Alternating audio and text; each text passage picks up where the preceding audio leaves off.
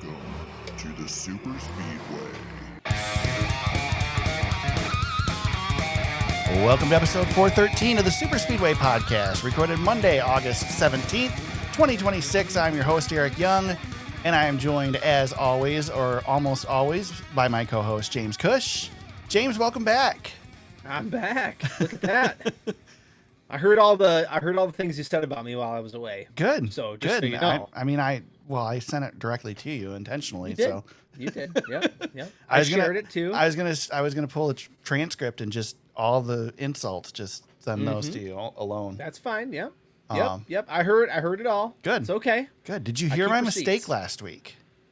Which one? So in the first 5 seconds of the episode, I made a mistake last week. Oh, and I left it in. I left it in as an Easter egg to see if you or Todd noticed it, and neither of you guys said anything. No, maybe I didn't catch that. You wouldn't. But I did. You wouldn't have noticed it unless you were looking at the notes. To my fairness, I did. So when the music started playing, I tapped the speed ahead button. So that might be why I got nailed. But I did listen to it. Well, for any eagle-eared listeners, this last week's episode was 413, and this week's episode is 413 because last week was actually episode 412, and I screwed up when I put it in the show notes. Yeah. So, well, see, I wasn't paying attention to even the show notes. I would have never caught that. Yeah, I didn't catch it until afterwards when I went to go upload it, and it's like, wait a minute, it's not 413, it's 412. And you did that right when you're sharing our breaking news too. Yeah. So that was right? Good. Right? You know, I was gonna go back and correct it. And I'm like, nobody will notice it. I'll cop to it next week, and I leave you alone for a week. Right. And look, the ship starts to sink. But I'm back. I'm here to save it. It's a mess. We're good. Complete disaster when you're gone. Yeah. Complete and utter disaster. The thing I do enjoy though, especially when I'm listening to you, is I know how much you're like battling with yourself the entire time, the entire episode. I hate it. I hate being by myself. You know, when Jeff had his podcast, Jeff Gluck had his podcast, and he did it on his own. When it was the Untitled Jeff Gluck podcast. He always would bring a guest on, and sometimes he wouldn't be able to get a guest, and he'd do it on his own. And I was like, I always really enjoyed that. But I understand why he always has someone with him. You have to have. There's not many people, I think, like in professional broadcasting that do a solo show, especially like you went an hour plus last week. I know. I couldn't believe how long it ended up being. Well, I remember when I did a solo episode while you were gone. Was it 2 years ago now? Probably. Geez, that's been a minute. But I was surprised at how long I could win bag, as much as I did. But that's probably the hardest I've ever worked on an episode. Yeah.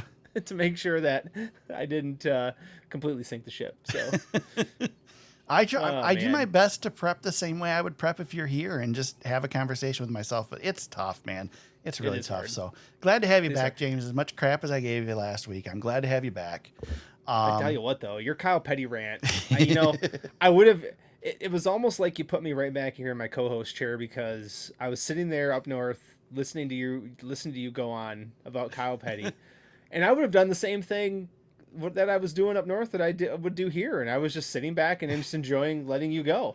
I was so irritated. The only thing that was missing is I wasn't there to egg you on, which is one of my best skills. It is. You are very skilled in that. But you didn't need it for that. So you were just going. It was great. I'm still irritated about that. So let's not get back into that because I'll go right back into it. We didn't to rehash anything while we were away. No, it's all good. Well, we can rehash one thing though, James, real quick before we go into the actual episode. You did mention we had an announcement last week. You were unfortunately not here for the announcement. But just a reminder that this is our last week in this format. Starting next week, we will be recording at 7:30 p.m. on Facebook Live every week. We will still be putting the podcast out as normal afterwards. So wherever you're subscribed, if you're subscribed now, you'll still get it in your feed.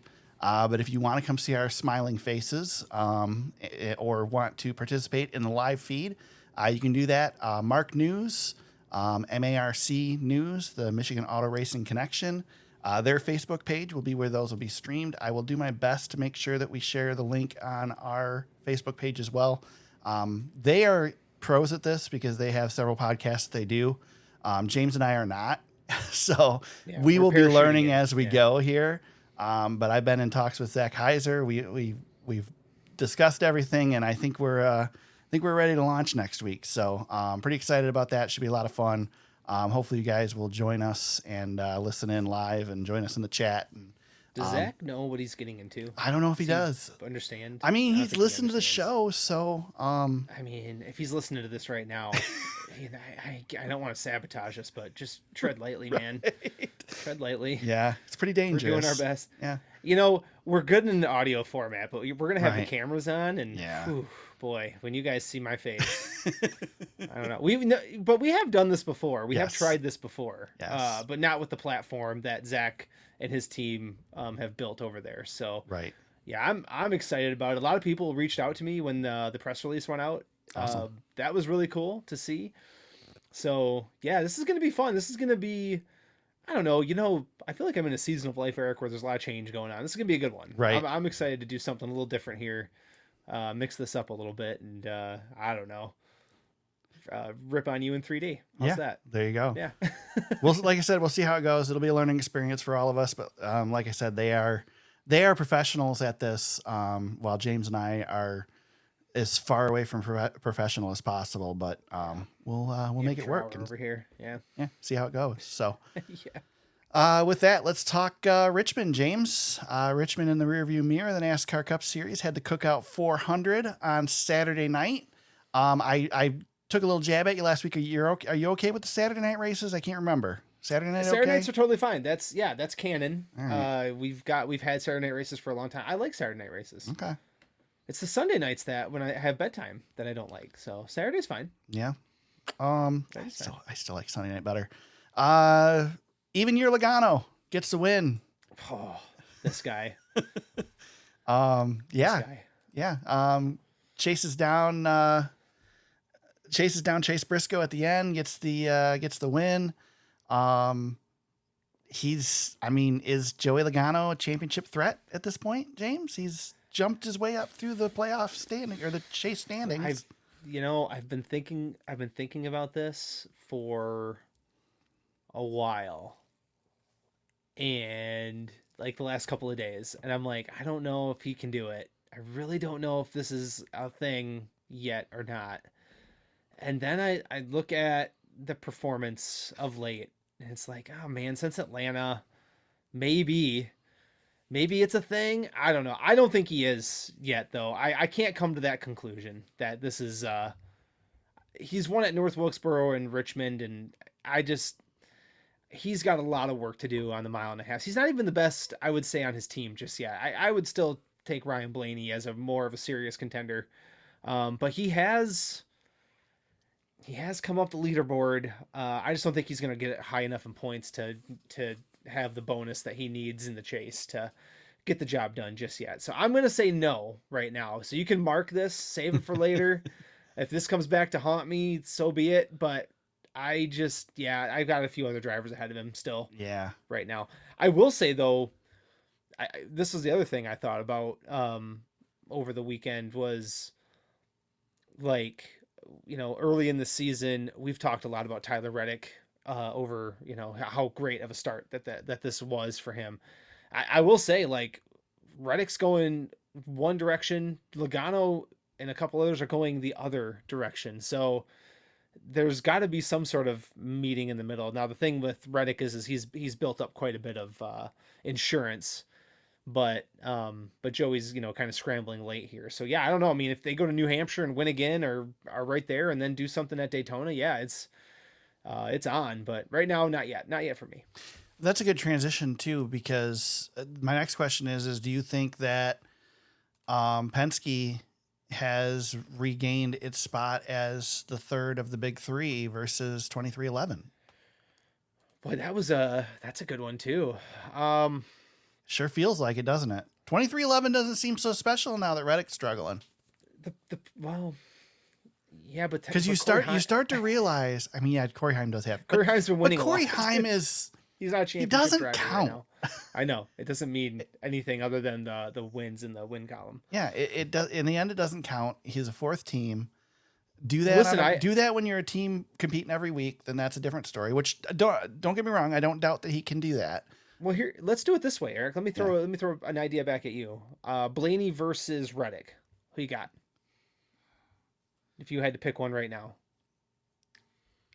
Like, it's tough. Tougher than you thought. It's not actually, because I would pick Blaney, but I would pick Blaney because of the experience that Blaney has versus Reddick's experience. So then you go Joey versus Bubba. That's an easy one, right? Oh, yeah. Yeah. All right. And then Austin Cindric versus Riley Herbst, right? It's easy when you put it that way. Like, you look at especially after this week. Right, exactly. Now, Tyler Reddick might have the highest ceiling of these guys. We've seen some pretty special things from him, but we haven't seen it in a long time now. So yeah.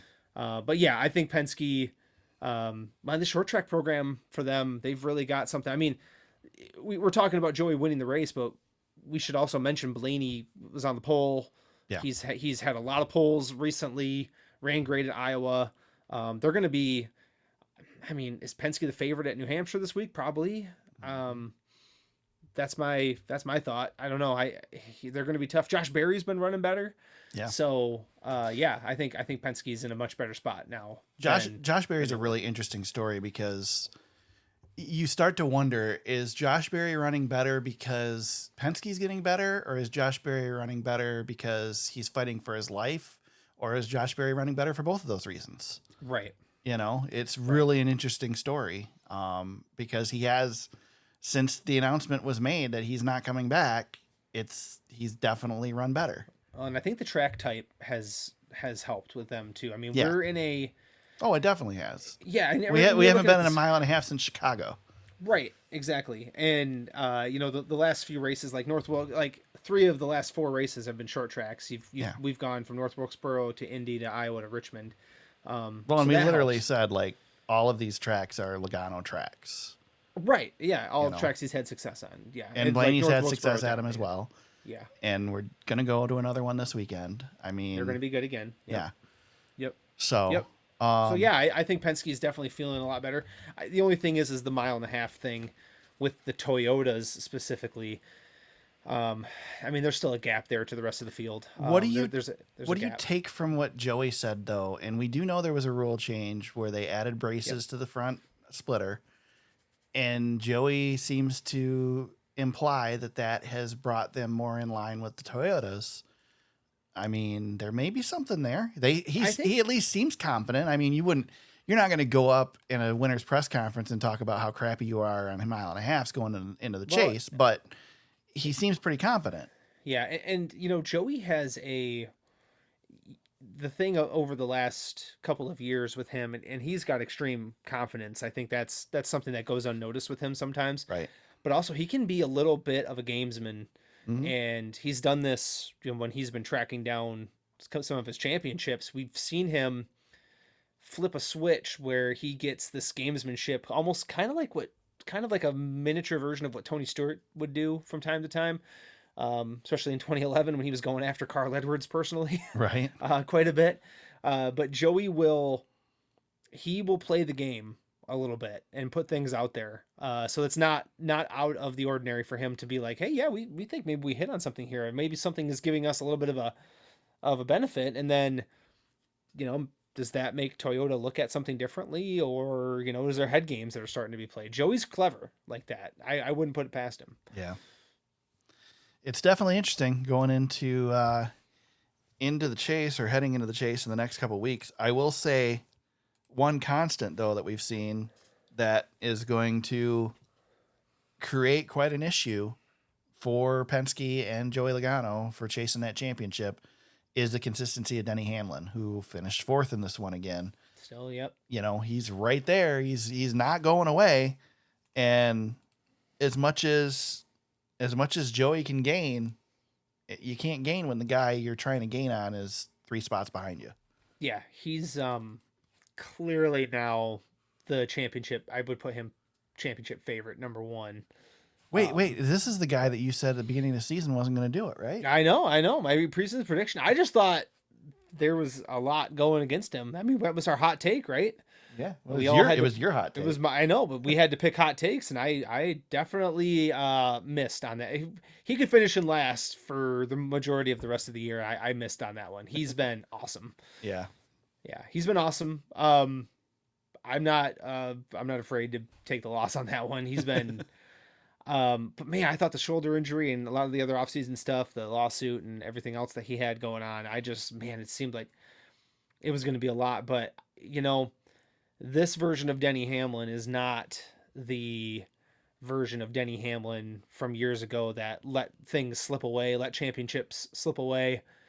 This is a hardened dude, and he's confident in himself. So, yeah, I'm not gonna try to backpedal that one. I got my butt kicked on that prediction, so I'll take the heat. Someone going in the wrong direction, who was in the talks of potentially a championship contender earlier, or not too long ago, honestly, but fell outside the top 10 of the points this week. Carson Hocevar with the old double down shift. I was really wrong about Denny Hamlin, but if I may, did I or did I not issue a warning a couple of weeks ago when Carson was having a little bit of fun off the track? And things are great when you're dating an internet celebrity and you're doing random Twitter things in the off week, and it looks fun and everybody's having a great time. But when you start having poor results and then you're missing fourth gear, people are going to notice these things a little bit, and it's going to come back to bite you a little bit here. So yeah, he's having a hard time right now. Yeah. And listen, I know you are going to label me as the Carson host. It's not it. I'm not a hater. I know you hate him. Listen, I'm just trying to steer a young man in the right direction. That's all. That's all. To me, this isn't a surprise. I mean, I feel like when you get your first real shot at being a contender, and this is his first real shot at being a contender, you are usually humbled to the point where you realize just how tough it actually is. Yes. And I think that's what's happening to Carson right now. Not only that, I think, it is definitely showing that, they've made a lot of gains at Spire, but they're still not at the level of a Hendrick or whatever. Yep. So when they have tough times, they're going to be tougher than when Hendrick has tough times. There's going to be, and he brings a bright light upon himself, but also you're right that, when you're elevated your stature a little bit too on the track, mm-hmm. mistakes like this are going to compound. But also, he went from last year being a threat to be in the chase or in the playoffs to this year being, in the talks of the top five. He was, and top that's five, a big difference. Yep. And yeah, like I said, you get humbled in this sport. Well, yeah, and there are steps involved here, and Spire Motorsports is on with what they have currently. Now they've made a lot of progress, but they teeter between, being really good some weeks and average other weeks. And there's a seesaw that's going back and forth with them. They dance between like stable. A B+ and a D team. When Denny Hamlin shows up every week, he's in S tier equipment, right? Yeah. He's that driver now. Even like Kyle Larson, they will get it back over time. They're in a little bit of a swoon. They will get it back. Yeah. They can still outperform even some bad days.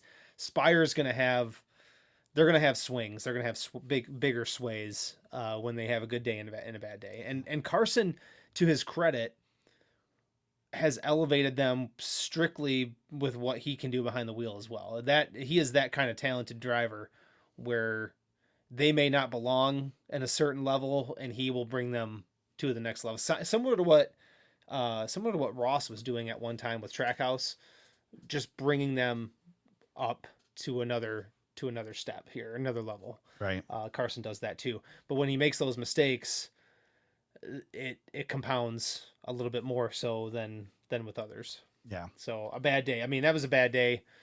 And he said it on the radio. Yeah. He used other words than I will. Right. But 1 point. Got out of there with 1 point. Not what you want when you're trying to lock in your seed in the chase. Right. And I'm glad you mentioned Kyle Larson, because I think Kyle Larson's the sleeper in the chase standings right now, because I think, look, at some point they're going to figure their crap out and he's going to go on a run. Is it going to be this year? Could be. Could be. Is it going to be next year? Could be. Is it going to be a year and a half down the road? Who knows? Mm-hmm. But at some point, Kyle Larson's too good of a driver and Hendrick's too good of a team. They're going to figure it out and they're going to get their crap together. It's just a matter of when it happens. Yep. And with this format, I think the thing that nobody's really grasping is, or people are starting to grasp it now, especially with what Logano has done, is it's not just about the finish anymore. It is about where you are during the race. It is going to be about stage points. Yep. And those stage points are allow you to swing things so much. If you can have a dominant day, and even have a dominant day, but not finish it off, right? You still can go on a run. Yep. And so I think that's, and not only that, but then the extra points you get for winning as well. Same thing. You click off a couple wins, it's almost as good as locking yourself into the next round in the old system. Exactly. You know, if you can string together 2 or 3 wins in the chase, God, that's got to amount for something, especially if you're running well otherwise. Right. I mean, again, I'll mention Tony Stewart here again. 2011. Yeah. I mean, he was saying right before that run they didn't belong, right, and didn't deserve a spot, and all of a sudden, bam. And it was harder to do it then. It's going to be easier to do it now if you run off wins. Yeah, it took a Herculean effort to tie. Now with the points the way they are, I mean, wins. I mean, like if Larson gets 5 wins in the chase, that's going to be massive. Mm-hmm. And he could realistically do it. Yeah. But it's, you're still going to have to get by Denny Hamlin. That's the thing. You're going to get, everybody's so, I mean, I know it's going to even out, but everybody is starting a deficit Denny Hamlin at this point. Guys who have not won this year, we're running out of time. Yeah. And it's Larson, it's Bell, mm-hmm. and it's Byron. Mm-hmm. And I consider those guys pretty high level championship contenders for the most part, but something's got to give. Those 3 guys can't all win 5 races. I mean, they could, right? But it's going to be extremely unlikely. So, I mean, Christopher Bell seems like he's in the best position, but he hasn't been able to seal the deal yet either. So, it'll be coming, I think. It's interesting. Austin Cindric, great run this weekend. Solidifies himself pretty much in the chase. Kind of would have to really, really blow it now, I think, to fall out, don't you think? Yeah, it's pretty safe. Him and SVG almost are, I'd say, in a similar boat here. Yeah. We're really getting to the point where it's Ryan Preece is the only one who's going to have a shot to get in. Yep. Yeah. So. Yeah, it's going to have to be, somebody's going to have a major problem. But even then, it's a race's worth of points in between right now. So, I was listening to Jeff and Jordan on the teardown, and they went through it. Like everybody above the cut line gained above the cut line, even if they lost position. Like even SVG gained on the cut line. Austin, like you said, gained on the cut line. So even Bubba did too. Bubba didn't have a great day, but still did well enough to move up. A lot of drivers are jockeying for position inside the chase, but there's not really a bubble opportunity right now for somebody to come in and take it. It's up to Ryan Preece, I guess. How much fun is Daytona going to be when it's all locked up and there's nothing to race for? Yeah. As someone who really liked the old system, I'm going to kind of chuckle a little bit. It's going to be kind of entertaining. I wanted to see if you were going to take a victory lap on that. I was actually thinking about that yesterday. I was like, I wonder if Eric's going to victory lap this, because he was a big. I mean, big playoffs are okay guy. If I wanted to be a real vindictive person, I would be cheering for them to lock up the chase before Daytona, and I would be cheering for a championship to be crowned at Martinsville. So we'll see what happens. The old Winston Cup style. Yeah. I like that. Yeah. Well, it goes back to your argument with Kyle Petty that there's too many playoff drivers. Yeah. Or too many chase drivers. Yeah. Oh yeah. There's definitely too many drivers. That's Dale Jr. talked about that last week, and I was like nodding my head on his podcast that let's cut this down to 10. Well, so here's the thing. Like, I like talking about Brad and Eric Jones. I think it's kind of fun when the lower level teams can find their way around. But how much fun would it have been this week talking about Carson Hocevar falling out of the chase? I think the better storyline right here is 10 to 12. Yeah. With Buescher, Hocevar, and William Byron. Those guys are all scrapping. I think that would be a lot more fun. Then again, that can happen anywhere in the points. So just because it's happening this year, not at the bubble, doesn't mean it won't happen next year at the bubble. Yep. So that's the positive of this system, is that you're not guaranteed to have it every week or every year.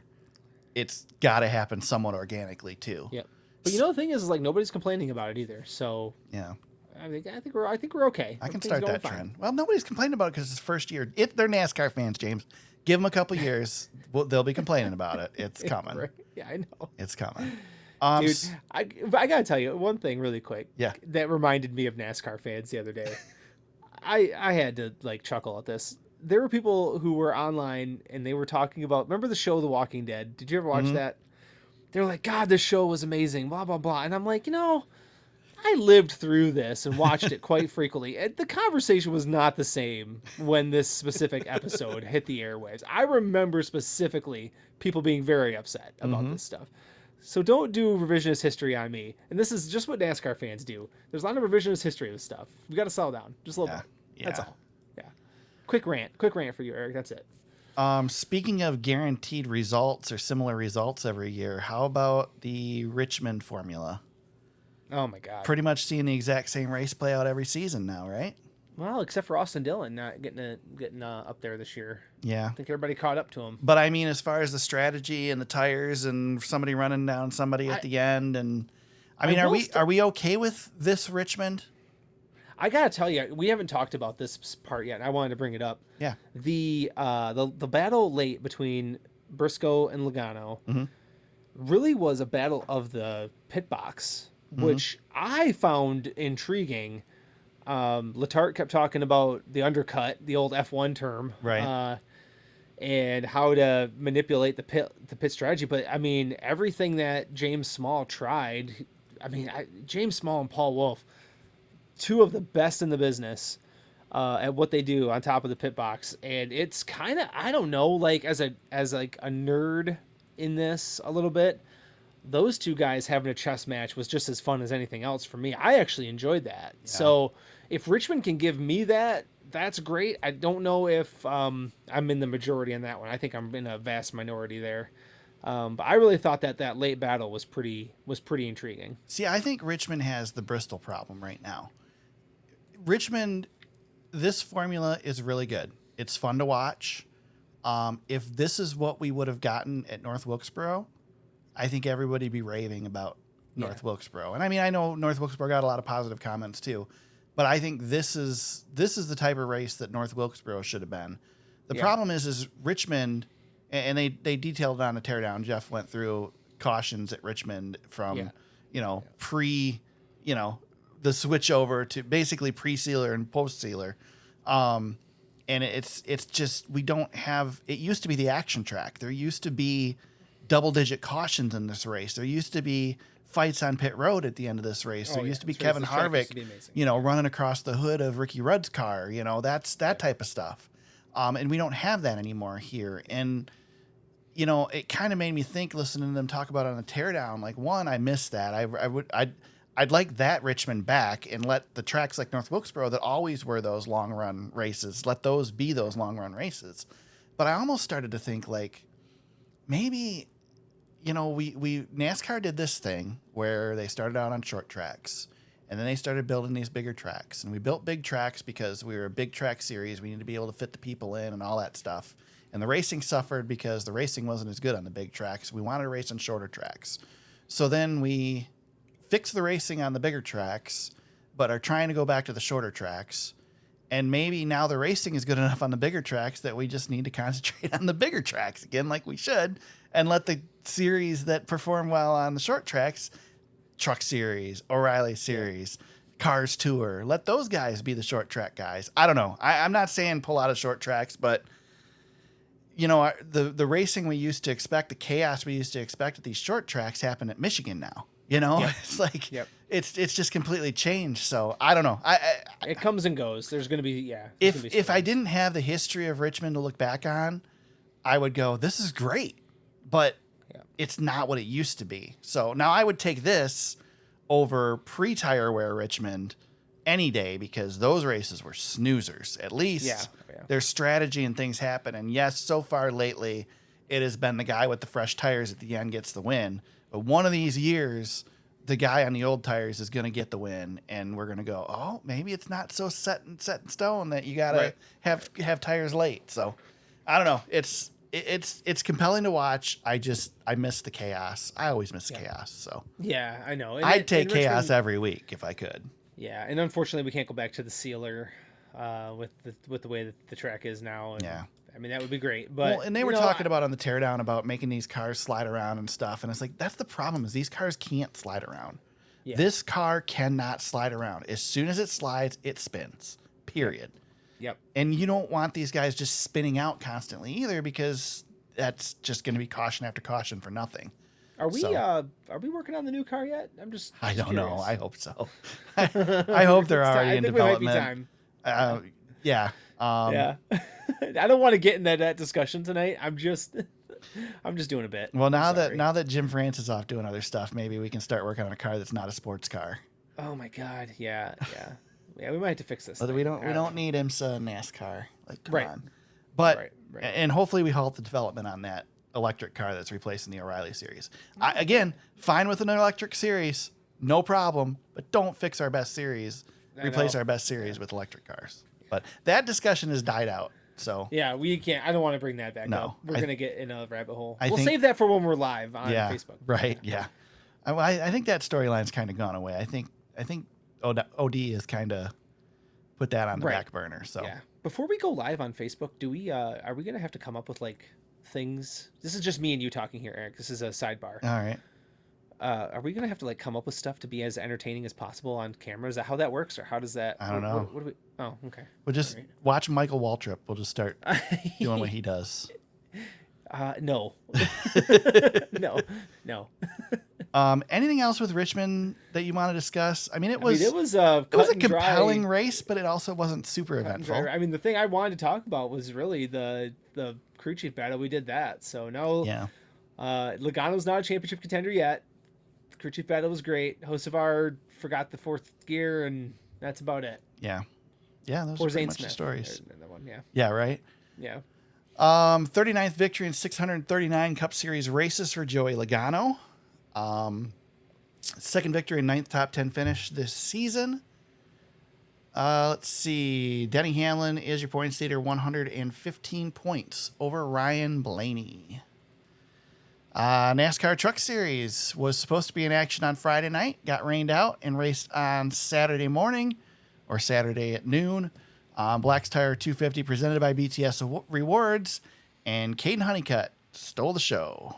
Yeah, that he did. All but 25 laps led in this one. Looked like Corey Heim was driving that truck, but Corey Heim was in second. So. Yeah.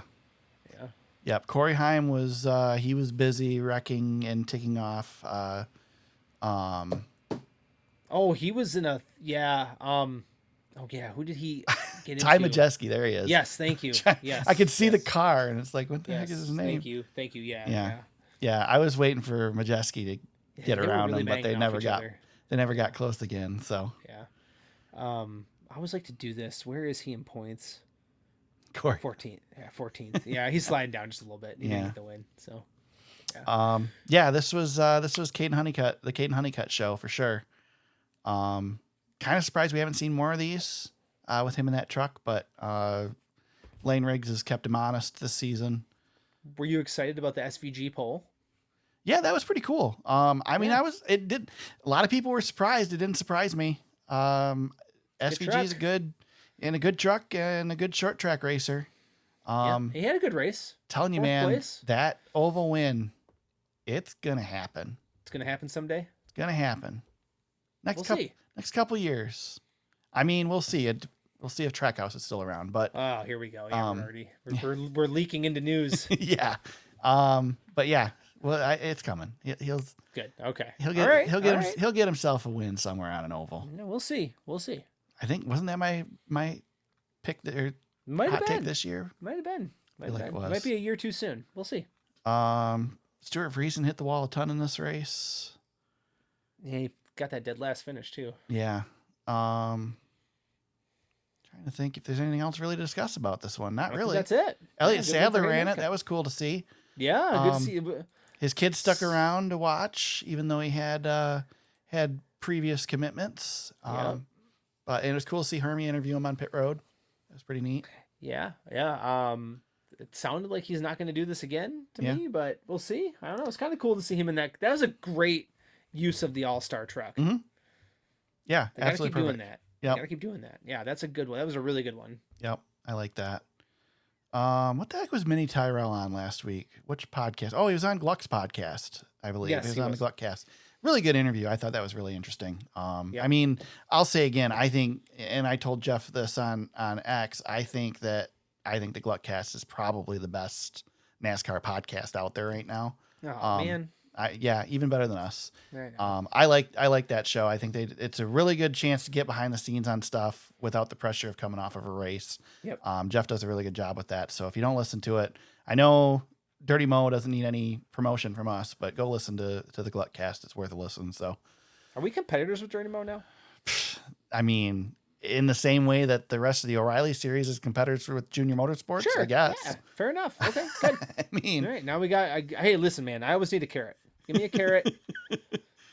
I can do a lot. I can do a lot of work. So. Yeah, I would say we're like, I was gonna say Viking, but I don't think we're even Viking Motorsports. I think we're. Oh no. We might be Rick Ware Racing. No. But we're in the wrong series. So. All right. But fair enough. We're at least there on the same weekend as All right. as Dirty Mo. Yeah, we're in the field. Okay. Well. All right. Good enough. That was only Kaden Honeycutt's second victory on 76 Craftsman Truck Series races. Brendan Queen, your highest finishing rookie. Speaking of Ram teams.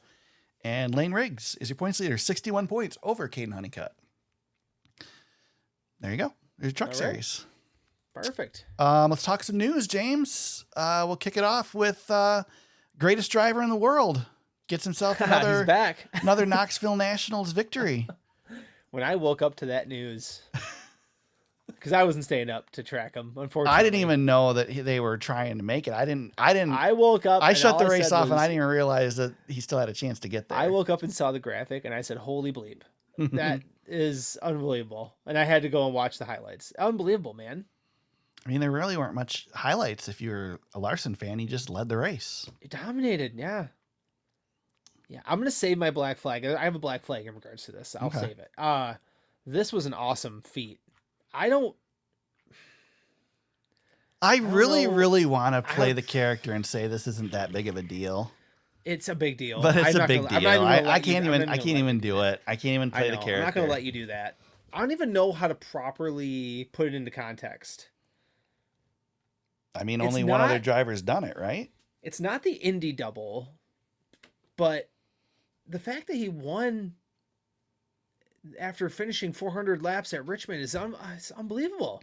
Well, I want to give props to the team too. Hendrick and everybody involved. Yes. You sit here and like it sounded like, especially from Gluck's description of it on the teardown, it really sounded like Larson was like he just was resigned to the fact that he wasn't going to be racing in this race. Yep. And they're like, well, no, I think we can put a plan together just in case. He's like, no, don't even bother.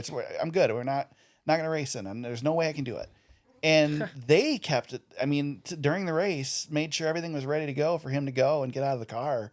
And props to NASCAR for recognizing it too and giving him the opportunity to get out of media and stuff and get out of there as quick as possible. I mean, everybody, just the fact that people recognize that this was a big deal. Again, I know we do this for the Indy double to a certain extent, but this is a completely different level of it.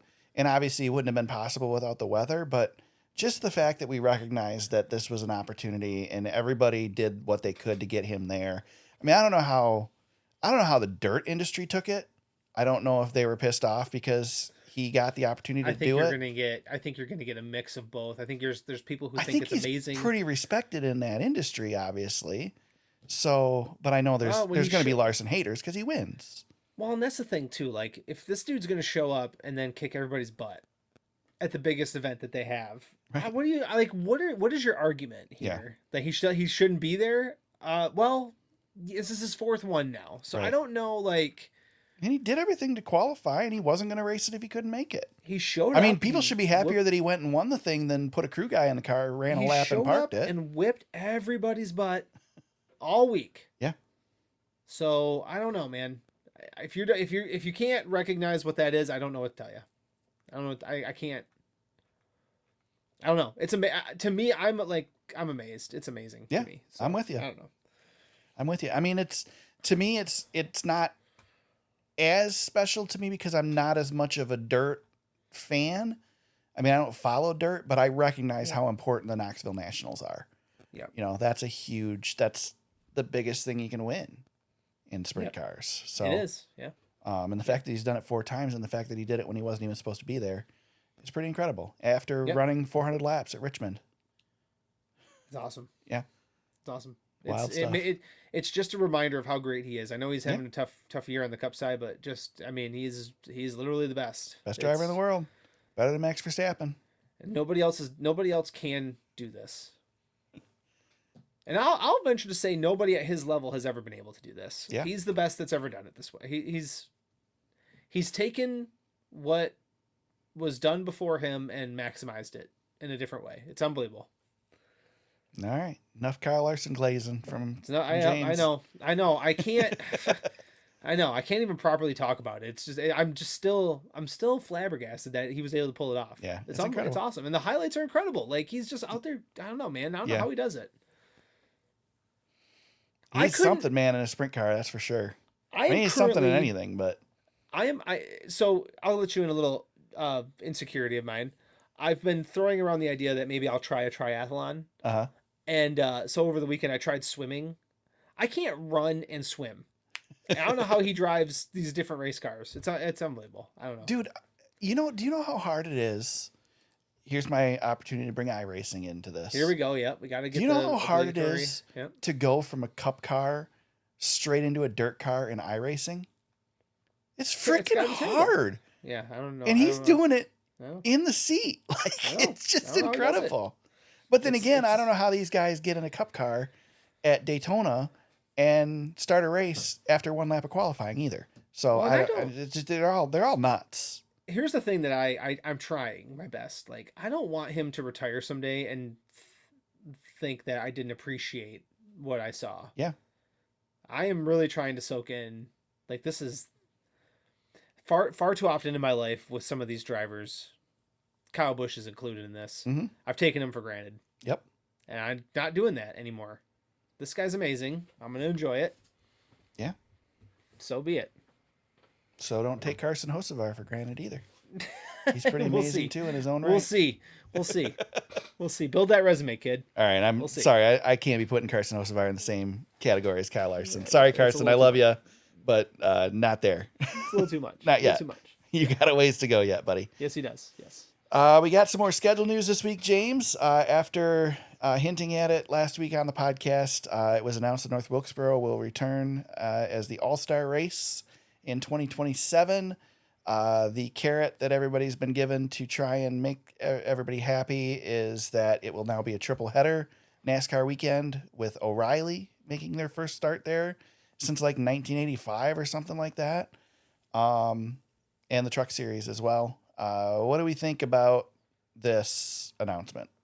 It stinks. Yeah. I wanted him to keep the points race, but maybe it's a 1-year temporary thing. I hope it's a 1-year temporary thing. I think I struggle with this because if I think about current venues that we have in the sport, I think that probably the best place to do the All-Star race is North Wilkesboro. With what we have. Yeah. It really probably is. Bowman Gray is pretty good, but I think North Wilkesboro is the best place for the All-Star race. The problem is, I don't want them to lose the point state. Yeah, I know. We don't have a lot of options. I understand all the things that go into it. So SMI and NASCAR are on the train that we shouldn't look at the All-Star race as a lesser race than the others. But I'm sorry, it's not a points race. It's a lesser then race. Make it special again. You haven't made it special. You haven't made it special since 2009. Yeah. It hasn't felt special. So I don't know what to tell you. I mean, the most special it's been though is when they brought it to North Wilkesboro. So True. I mean, you've got that historical aspect. I said after the North Wilkesboro race that I would like to see this be the throwback race, which we don't have one now anymore. And opportunity to work it in there with this All-Star thing potentially, because it really is the true throwback track now versus Darlington. But anyway, I mean, I'm glad it didn't lose a date altogether. And I do think this is a temporary thing. I honestly think that if I was a betting man, James, I would bet that there will be a deal made where potentially the last race of the season the championship race becomes an SMI race, and the All-Star race goes to NASCAR, and NASCAR runs it at Bowman Gray. That is my prediction as to what we'll see in the future with this. Giving up the championship could be. We'll see. We'll see what the chase produces. That's going to be tough. Yeah. Yeah, we'll see. I think the championship race is less of a thing now than it was last year because that race doesn't have quite the same draw as it used to have. You're still going to crown a champion. It's at least at Homestead, which is good. Yeah. No, I agree. Yep. That's the positive. And we know it's going to be at Homestead again next year. But the championship could be almost over we don't know yet. We're going to find out. Yeah.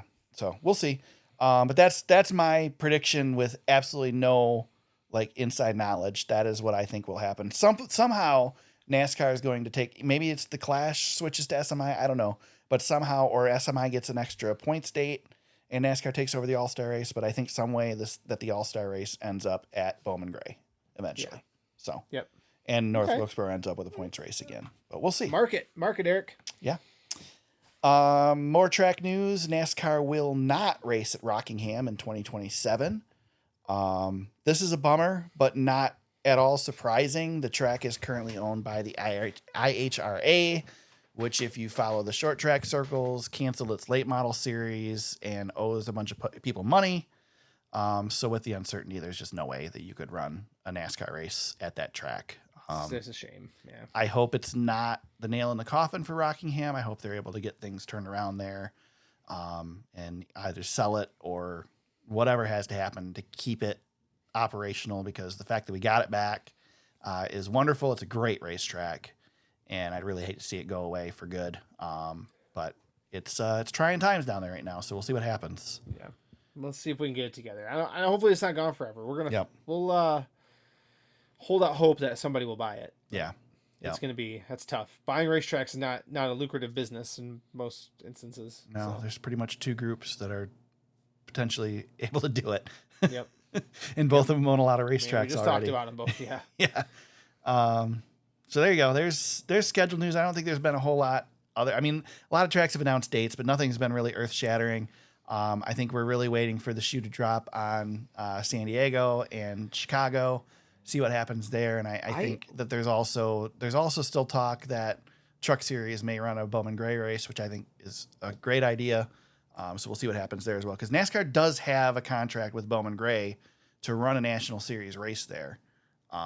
So I'm assuming that we'll see at least the trucks there. I'm getting a little why isn't Michigan announced a date yet? What's going on there? I think it just has to do with where those races can fall. I think it's the travel between Chicago or San Diego, possibly. Yeah, I think it just has to do with where those tracks are going to slot in and where their replacements are going to slot in if they don't race at those tracks. I mean, honestly, James, I'd be happy if we moved Michigan to July. Personally, that would work better with my schedule. I like it in June for the weather. I don't like it in June for just schedule in general. I much rather have it in August. Right. But August was terrible for the weather, so please God, don't ever make us race in August again at Michigan. But July wouldn't be. I mean, we used to race Indy cars at July in Michigan. I remember June being so hot down there. June was always the hot one. August was better. Yeah, August was better, and it was always really hot in June. Yeah. That's why we stopped going to the June race. We only went to the August race for years. Yeah, June was hot, man. You'd sit in those stands, you'd die in those stands. Fry in those things. We sat in the old aluminum ones, and those were even worse. Yep. Rough stuff. Silly season news. We got some silly season news. Got a big news break today, James. I almost said that we should start with this, but yeah, I know. It's big news. There's a lot of implications here. There is. So big announcement today that Hendrick Motorsports has signed Connor Zilisch to drive the 48 Ally Chevrolet for Hendrick Motorsports in 2028. He'll finish out with Trackhouse next season and move over to Hendrick. Like I said, a lot of implications here because one, you've got Trackhouse losing its star driver, its future driver, the future of this organization. Yep. You've big got sponsor too. Yeah, you've got possibly. Yeah, you've got Corey Day now. What's he doing? Like, sure. I mean, got to be a slap in the face for him unless there's other plans. We do know that Hendrick has a good relationship, a good partnership with Spire. We've seen other Hendrick drivers shoved into Spire cars before, so maybe that's an option for him down the road. I mean, there's the Team Chevy aspect of this. I think is interesting. Yeah, maybe they're betting on an option for Corey Day in a couple of years. You've got the rumor today that Trackhouse may be entertaining options to sell charters. And Justin then Marks denied that. Yeah, Justin Marks saying hell no, which is exactly what everybody does when this sort of comes out. Eric, I tweeted this out. We've seen this before. Yeah. I mean, it just seems like the beginning of something that's not going to end well for Trackhouse in my estimation, but we'll see. I don't want to bury him yet. Justin Marks has done a lot to try to grow the sport and do his thing there. So do you want to hear me throw something out that please nobody's talked about? Please. So you've got 3 charters sitting at Trackhouse right now. Yeah. And then there was a thing that dropped last week. I think it was last week on DBC. You know how Freddie Kraft likes to drop these little tidbits where he obviously knows the inside workings and what's going on. He knows something, or but he has some inclination. Yeah, and so he drops this thing that like they know in the room what he's talking about, but nobody else knows. And then like 3 months later, you come back and go, "Oh, that's what he was talking about." Right. Well, he mentioned how Haas factory team had started a partnership. Yep. And that they were going to be seeing results, and that basically we were going to be surprised over what gains they were going to make. Mm-hmm. Could Haas be looking at buying Trackhouse or merging? Yeah, that's not. I mean, they'd have to sell a charter, but I know there's a team, across town at RFK that really wants to buy a charter. Well, or you bring because you can't do 4 charters anymore, right? So unless you're Hendrick and you just signed, the biggest prospect in NASCAR, you could still put him in a 4th charter because you have 4 charters grandfathered in. Yes, exactly. Which another one of those implications here. Yeah, that's interesting. Again, no inside knowledge whatsoever, just reading tea leaves. Boy, if that's Trackhouse's answer to losing a generational talent, boy. It just feels like what they've built at Trackhouse. I just don't see them throwing in the towel. But at the same time, James, they've done amazing things over there. But money talks, man. I know, man. And there's big money in these charters. They got, I think, oh man, you're going to laugh. What they did with Ross Chastain and building that up to get you're right. I'm laughing. I know you are gonna laugh. But what they did to get Budweiser, Anheuser-Busch, yeah, I mean that's amazing. They killed a team. They did. They did. But then Rick Hendrick killed them. So right. This is the second time Hendrick has delivered a massive blow to that team. Is this a death blow to Trackhouse? Man, or can they recover from this? Because it's not like Connor Zilisch is winning a bunch of races for them right now. But at the same time, is this 2311 taking Tyler Reddick from RCR all over again? Man. Because RCR has not been the same since Tyler Reddick left that team. I know. And look at what 2311 has become. Yeah, it's not like it's not quite like Casey Kane leaving Evernham and Petty and that Gillette, remember? Oh yeah. My God. That was a mess. I don't know. They still got Ross and they still got Shane. So they're not dead in the water, but they gotta. I mean, they have not lost a Cup Series win by losing Connor Zilisch. Yeah, I know. And he's having a rough year. And yeah, That's fine. And that's the other question, because somebody asked me that today. He's young. Connor Zilisch is not lighting the world on fire. If you're Hendrick, nobody at track houses, and right? I don't know. But I mean, I know if you're Hendrick, okay. Are you throwing your future and Corey Day away for Connor Zilisch? No. I like Corey Day, but no. Yeah, no. My opinion on Corey Day. Yeah, Corey is a fine race car driver. Mm-hmm. He's learning his craft still. If you were gonna pick between Connor Zilisch and Corey Day, you're picking Connor every time. Yeah. And honestly, if you were to throw Carson Kvapil into that mix, still picking Connor Zilisch. What about Lane Riggs? Still picking Connor Zilisch. A lot of good young drivers out there. Yeah. Corey Haim's the only one. Corey Haim's the only one. You're like, well, okay, maybe I'll take Corey Haim. I would have to think about it with Corey Haim. But the young drivers in the series are. And even that would still be a tough decision, James. Oh yeah, it's not easy. But Corey Haim's getting stuff done. Right. So, yeah, it's tough. Corey Day, he'll be fine. He's going to find a spot somewhere. Mm-hmm. It's so interesting because Hendrick was so in on him. Like they went all on him. They started an O'Reilly team for him. Yeah, I don't think they're out on him yet though. They started an O'Reilly team when they have an O'Reilly team already. Like they started one at Hendrick when they already have JRM. Yeah, let's just. I don't think that story's set just yet. I think there's more to tell there. Oh, I think Hendrick has enough partnerships that they can put him somewhere. They'll figure something out. They will. And if they don't, then hey, Corey Day's got options. Chase Elliott's been there for a long time. Larson's been there for a long time now, and Byron's not going anywhere, I don't think. But stranger things have happened. Yeah. Yeah, I mean, how many times have we seen a team that's solid, that this is we know it's going to be this team for a long time, and 2 years later it's completely changed. Dude, Tony Stewart left the 20 car. I mean, Kurt Busch left a championship team in the 97 to go over to Penske. Dale Earnhardt Jr. left Dale Earnhardt Incorporated and went to Hendrick. That was a little bit different. But still, I mean, with Teresa, you couldn't imagine that happening. You're right. Carl Edwards. And blew up Hendrick to the point that, one of the best drivers in NASCAR history went to Joe Gibbs. Carl Edwards and Matt Kenseth left Roush. Yeah. When we thought maybe nobody would ever leave Roush. Although the more we've heard from like Mark Martin and those guys, it's more understandable why it happened. But yeah. But Greg Biffle never did, which is correct. Maybe a detriment to Greg or not. Maybe not. But yeah, like Mark Martin ended up going over to Hendrick over some time, but he retired 3 times. So yeah, that's right. I'm looking forward to reading that in the book, by the way. How many times did he retire? 3, 4? Right. So yeah, I don't know. You had a chance to, and Justin Marks said that Hendrick and Zilisch were honest about this whole thing. Yeah. And I don't think there's any hard feelings from Justin Marks. Like, what are you going to do? Well, I hope not, because Connor's got to be there for another year. Yeah. We'll see about that too. We'll see about that.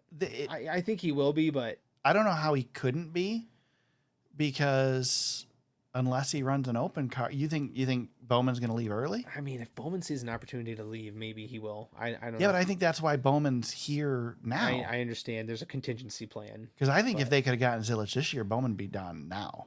I don't think Bowman wanted to come back. Bowman doesn't want to do this anymore.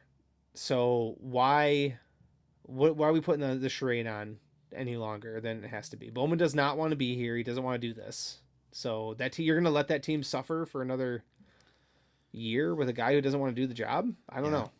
We'll see what happens. I mean, Zilisch is hungry. There was a day in the not too distant past where we signed drivers a year in advance, and they didn't switch teams. Mm-hmm. Casey Kane waited for a year. Clint Boyer had a disastrous season while he waited to go to Stuart Haas. Oh my God. Yeah. H. Scott Motorsports. That was awful. Drove a car that looked like the one he ran the year before that was 10 times worse. It had a different font. Yeah. It's funny. So bad. Michael Waltrip did this. Remember when he was trying to start Michael Waltrip Racing, he raced for Bill Davis. Yep. Oh my God. And then Casey Kane's probably the most speaking of Hendrick stealing guys who drive Red Bull cars. That was another one. That was, but that was probably the most successful. Like that car was actually pretty good. Right. He won. But that's a tough one. Yeah. This doesn't seem like Kurt Busch to me, but that ended really ugly. Mm-hmm. because he got arrested and then Roush sent him home and let him free. So yeah. I don't know. I guess we'll find out, man. This is exciting for Connor Zilisch, though. For sure. It's a huge I mean, you can't turn this opportunity down if you got it. If you're him, I mean, dude. And if you see Corey Heim having the success that he's having with 23XI, that's gotta light a fire under you, especially at the struggles he's had. But here's the thing, though. You're now going to a top 3 team, and I think he can handle if this. you can't compete there, your career is over. He can compete. I think he'll compete. I think he will too. But you think he's got pressure this year, and the pressure's getting to him. Oh, I understand that. He's going to have pressure in 2028. It's not like he forgot how to drive. No, he's a good race car driver. Needs to have some success next year, though, to make this transition I easier. say this about Noah Gragson, too. And it's a different level. But Noah Gregson's a really good race car driver. He's just not. I agree. Not in a good spot. He resigned. Yeah, good time to bring him up because he's there you go. Not next on the list, but we'll talk about him next. Yeah, I mean, there you go. But again, like, he had a lot of success at JRM. Yeah. And was really good. And I think that he's still got that in him. Yeah. But he ran good at Iowa. Had a great run at Iowa. Yeah. So, Noah Gragson, another year with Front Row Motorsports. Sounds like an option for another year after that. Kind of interesting just because it really seemed like Noah was on his way out a couple weeks ago. After San Diego, really sounded like he was fighting for his life over there. Yep. And didn't seem like he was having a lot of good things to say, but maybe it was the old Kevin Harvick style of talking about what's going on in the media to get your team's attention and realize they need to fix some things. But one way or the other, Noah Gragson back at Front Row Motorsports next year. So, I mean, good for Noah. I don't know where else. There wasn't another spot for him in the Cup Series. So no. We'll I wonder how long he'll be there. Maybe this is a prove it year, which sounds like that's what it is. Sounds like this is a prove it year. Yeah. So I don't know if there's a ton of people lining up to go to. I mean, obviously you got Lane Riggs waiting in the wings for Front Row. But I don't think Lane Riggs is ready. Maybe he's ready next year. I don't know. He's pretty good. He's pretty good, but does he want something better though? I don't know. It's hard to wait around. Yeah. And then Josh Berry, still unsure what he's doing in 2027. Thinking likely it won't be a Cup ride. No. But we'll see what happens. He's certainly making a name for him, or making a run for it this last couple weeks. Yeah. Trying to remind everybody why he got the seat he's got. I think Dale Jr. will help him out if he has to. Needs to bring money with him though. They don't sign people for free over at JRM. They pinch pennies over there. Yeah, they do. Got to have funding. I mean, if you're freaking, Carson Quapple and you can't, or in Raja Caruth and you can't run a full season at JRM because they're pinching pennies. Yep. And I mean, I'm not saying that disparagingly to JRM. That's what you got to do. That's why they're successful, and look at how successful they are. But they do a lot of good things. If that team can't field a full-time car for somebody who doesn't bring enough money with them, then they ain't gonna do it for Josh Berry if he doesn't. Right. So yeah, he's won a Cup race, but so I think he'll land on his feet somewhere. You gotta imagine he's gonna have a ride somewhere in O'Reilly or trucks, but definitely I think O'Reilly. You see him in an O'Reilly car next year. Maybe he goes back short track racing. Maybe he's had his fun. Yeah, maybe. NASCAR announces in quotes the rookie of the year eligibility change. James, turns out that if you've run more than 12 starts prior to the year you're declaring eligibility in the Cup Series, you are no longer eligible for rookie of the year. Also turns out that was changed last year. Nobody knew, apparently. Denny Hamlin didn't know. Bob didn't have it covered. That's the giveaway. Yeah. So Corey Heim not eligible for rookie of the year next season. So I asked a question: does the rookie of the year matter anyway? No, it doesn't matter. I mean, it's really never mattered that much. No. I mean, if you look down the history of rookies of the year, there have been many rookies of the year that were the only rookie or the only competitive rookie. There have been many rookies of the year that turned out to be really great or really not great drivers that beat really great drivers that season for rookie of the year. It doesn't mean anything. It means even less now that we don't even put rookie stripes on the cars. However, if you're NASCAR, you had an opportunity to put Corey Heim and Jesse Love up against each other next year. I know it probably wasn't a fair fight anyway, but I mean, you had an opportunity. I mean, do we even care about the eligibility? Should we just let him run for Rookie of the Year and at least make it mean something? I don't know, man. Is there even a sponsor to Rookie of the Year anymore? No, I don't think there is. I think Vestas used to be. Yeah. I remember that. I don't know, man. It's a dumb rule. Just he's a rookie, but yeah, that's my thought. But at the same time, he's better than a rookie now, though, I guess. Yeah. So I mean, he's got 2 wins. I mean, maybe that should be it. You want to win in the Cup Series, you can't be a rookie. Maybe, yeah, maybe that's it. I mean, I don't know. Again, it doesn't matter. This doesn't move the needle for me because I really don't care. Right. There hasn't been many times in our history that we've cared about Rookie of the Year. They really screwed up Rookie of the Year with the playoff format. When you basically automatically won Rookie of the Year if you made the playoffs and your opponent didn't. So it really hasn't meant anything for a while. We had good ones over the years. Newman versus Johnson was good. There were a couple good years, but for the most part, Junior and Kenseth. Yeah, for the most part, it hasn't meant much over the history of NASCAR. So I don't think we're losing anything here. So at least I guess at least we know what the rule is now. Yeah. So yeah, there you go. Checkered flags and black flags, James. Any checkered flags, black flags for you this week? Checkered flag. I was on a run while I was up north and was in a random place, just a place you wouldn't think you'd see any NASCAR memorabilia. And I saw this older gentleman with a Spire Motorsports shirt. Interesting. It had all the numbers on it, 7, 71, 77. I was like, that's a nice shirt. He was very happy that I noticed the shirt. Yeah. So I wanted to shout that guy out. I don't know who he is, but that was pretty cool. See a random Spire Motorsports shirt in the wild. Was it Jeff Dickerson? It was not. No. Would you recognize him if you saw him? Okay. Yeah, I would. That was not. It was definitely not Jeff Dickerson. Okay. Didn't have the look of a Jeff Dickerson to me. Gotcha. All right. Yeah. But yeah, that's my shout out. That's my checkered flag there. Okay. My checkered flag and black flag is the same, so I'll do that one, and then I'll give you the black flag. You can do your black flag. So my checkered flag this week and black flag is the IndyCar race at Markham in Toronto, or near Toronto, in Canada this weekend. Black flag because the cluster that went into building this track and not having it finished before the first practice day was pretty rough. That being said, James, I don't know if you watched any of the race, but I turned it on to watch the first few laps and see if there's any chaos at the start and then shut it off. And I didn't shut it off until the race was over because I did watch the hairpin turn, though. I will say that. It was a really good race. It was a really good race because the track was tough. I think probably the biggest thing that they did there, which made things so much better, is that their turns were all done with straight blocks instead of rounded blocks.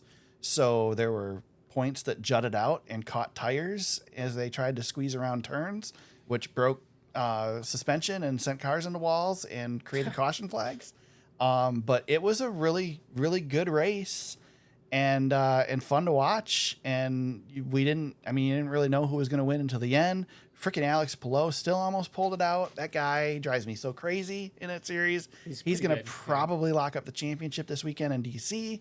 But anyway, I got to give him credit. I was laughing at him to start the weekend because they didn't have the track ready, but the track was a really good track and raced really well. And it actually looked like it raced pretty good in the Canada series too for NASCAR. And I know there were some preliminary races as well that were pretty chaotic. So good on them for designing a good track. Just wish they would have had it finished a little sooner. But as we know with street races, especially first-time street races, things happen sometimes. So pretty good. There you go. Checkered flag and black flag for IndyCar this weekend. Nice. Go for your black flag, James. What do you got? Oh, it's everybody who's poo-pooing the Kyle Larson thing. Come on. Somebody said that it's really easy to win when you're racing against plumbers and Casey Kane. Come on. This is the biggest sprint dirt car race in the world, and people from all over the world try to compete in this thing. That is not what happened. Do not try to rewrite history and say that he's out there racing against plumbers. Yeah. Please. I've seen a lot of that. I can't believe that. People are so dumb. Anybody who sits in a rocket ship that with 800, 900 horsepower and holds it wide open around a dirt track. Jesus, please. Those guys are nuts. It's a different beast, man. You just don't Sprint, understand. dirt sprint car scared Travis Pastrana, for God's sake. Scares everybody who drives one of those things. No. Except for a handful. Total respect for those guys. Jesus, I would. man, I cannot believe this. I would never even get in one of those things. I would if I could fit in one. I would try a midget, but I would not get in. There's no way. 410 sprint car. No, man. those midgets get 10 feet in the air too when you. Flip I know. Them. There's no way. I know. There's a lot less power though, but didn't Larson make fun of the three? Was it the three? There's the 360 sprints. The 360s. Did he make fun of the 360s? I don't know. Oh, he was Blunt Larson in Victory Lane the other day, and it was really good. I think he was making fun of the 360s. He think he called them a slow piece of crap or something like that. It was pretty good. Gotcha. You might have been talking about the Cup car too. I think there's a 301 sprint. There's the 360 sprint, which is what a lot of the series run are 360s. That's the ones that are up here by us, right? The Great Lakes Super Sprints. Great Lakes Super Sprints are 360s. Yep. Yeah. Yeah. That's what actually made the split between the Great Lakes Super Sprints and the Sprints on Dirt. Is Sprints on Dirt started running 410s and then went away. Yeah. So. Yeah. Yeah, those things. I mean, gosh, we've seen those things at our local tracks, and they're flying. Yeah. Yeah. Yeah. Yeah. So okay, cool, good. Yeah, there you go. That's it. I don't want to dwell on it too much. I think no, it's okay. Yeah, we've God. Yeah, we've talked about Kyle Larson enough today, so we did. Guy didn't even win. We gave him a shine. Didn't even win the Cup race, for God's sake. Much deserved shine. He didn't even win the Cup race. We talked about him more than Joey Logano. I know. Well, it's deserved. It's supposed to be a NASCAR podcast. You know what? We can. You talked about IndyCar for more than Joey Logano, so yeah, that's true. Yeah, we're multifaceted. Well, back to NASCAR. That NASCAR heads to Loudon, New Hampshire this weekend. Craftsman Truck Series will kick us off on Saturday with the Team EJP 175, 1:30 p.m. on Fox Sports 1. Cup Series is Sunday afternoon, James, 3 p.m. on USA Today. It's the Dollar Tree 301. I get to make the first pick this weekend. And you won last week, by the way. I did win last weekend, and I'm going to win again this weekend. I'm going to take one of two guys who has won here in the next gen car. There's three guys who have won here in the next gen car, but one of them's not racing this weekend. You're going to take it. I'm taking Christopher Bell. God damn it. Yeah, Christopher Bell's my pick. Dude's got to get a win. That's what I was going to say. It's coming. God, you took my whole thing. Crap. You going to take the other winner? No, I'm going to take Kyle Larson. Screw it. Yeah, Kyle Larson. He's got to get a win, too. Kyle Larson would have been my backup pick, I think, after if you'd had to pick first. I wanted to take Blaney or Logano. I thought about taking Blaney. I'm going to take Larson.